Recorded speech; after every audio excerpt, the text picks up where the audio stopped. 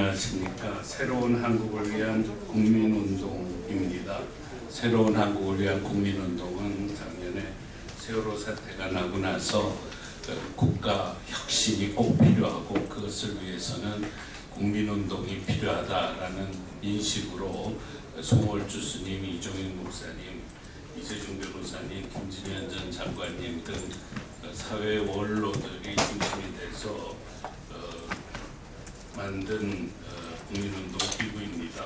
국민운동은 정치개혁이 국가 개조에 있어서 가장 중요하다라는 인식을 가지고 지난 7월에 정치개혁 국민운동이라는 산하기구를 만든 바가 있습니다. 그래서 오늘 이 정치개혁에 관한 새로운 한국을 위한 국민운동의 입장을 우리 상임대표이신 이종현 목사님께서 발표해 주시겠습니다. 감사합니다. 제가 새로운 한국을 위한 국민운동의 정치개혁에 대한 입장을 준비되는 것을 읽겠습니다. 세월호 사건 이후 국가개조가 꼭 필요하고 이를 위해서는 국민운동이 반드시 필요하다는 인식에서 출범한 새로운 한국을 위한 국민운동은 정치개혁이 국가개조의 최우선 과제라는 뜻에서 2015년 7월 정치개혁 국민운동을 출범시킨 바 있습니다. 이에 정치개혁 국민운동은 최근 국회의 정치개혁에 관한 논의를 지켜보면서 다음과 같이 우리의 입장을 밝히고자 한다. 첫째, 가장 중요한 정치개혁 과제는 국회 선진화법의 폐기다. 이 법은 국회법 57조, 85조, 86조에 의거해서 국회의원 5분의 3이 동의해야 법안이 통과되도록 함으로써 국회가 반대당의 발목에 잡혀 무능국회가 되게 만든 대표적인 악법이다. 이 법은 국회 선진화법이 아니라 국회 식민화법이나 다름없다.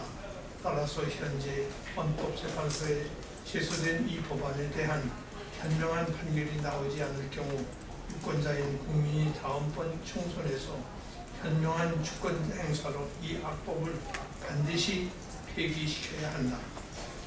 둘째, 국회는 국민의 시선을 받고 있는 국회의원의 비정상적인 특권부터 내려놓아야 한다. 그동안 국회의원은 특권을 내려놓기는커녕 낯뜨거울 정도로 특권을 강화해왔다. 최소한 다음 6가지는 당장 고쳐야 한다. 첫째, 구속 중에도 세비를 투정받고 의정활동하는 일은 없어야 한다. 둘째, 친인척을 보좌진으로 채용해서는 안 된다.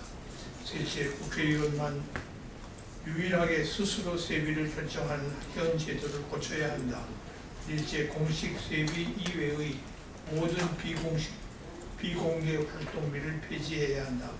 다섯째, 국회의원에게 손방망이 징계밖에 하지 못하는 국회윤리특별위원회의 강화를 위해 외부 민간 의원이 참여해야 한다. 여섯째, 국회의원을 대상으로 국민 소환제가 실시되어야 한다. 셋째, 부정부패와 관련하여 벌금 100만 원 이상의 형을 언도받은 부패 정치인은 정치권에서 퇴출되어야 한다. 정당은 이들을 공천해서 안 되며 국민은 이들이 또다시 출마했을 때 이들에 대한 낙선운동을 적극적으로 전개해야 한다. 넷째, 국회 운영 제도가 개혁되어야 한다. 국회의 일정은 연초에 확정되어야 하고 국회 상임위원회를 성사화하고 매번 국회의사 일정을 놓고 여야 간 협상하는 일은 없어져야 한다. 다섯째, 국회의원 숫자는 여야가 합의한 300명 선이 지켜져야 한다.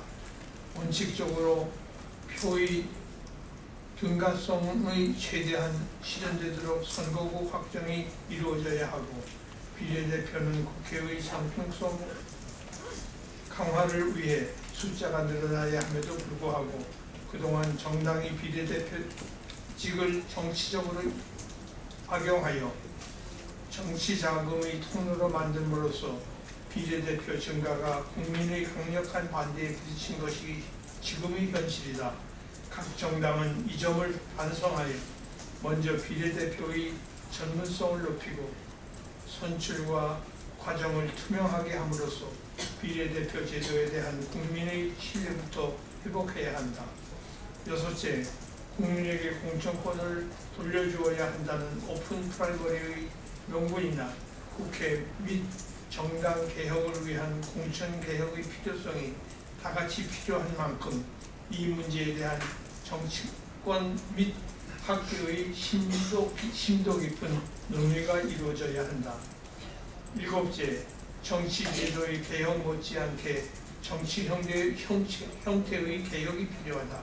이를 위해 정치개혁 국민운동은 본격적으로 의정감시단 활동에 나서 국민이 선출한 국회의원이 잘못된 형태에 대해 이를 사회에 고발하는 국민운동을 적극 전개해 나갈 것이다.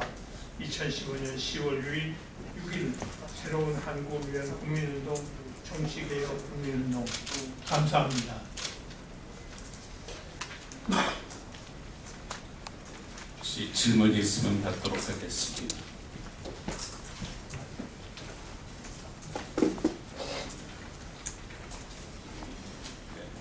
특별히 질문이 없으면 이것으로서 마치겠습니다. 감사합니다.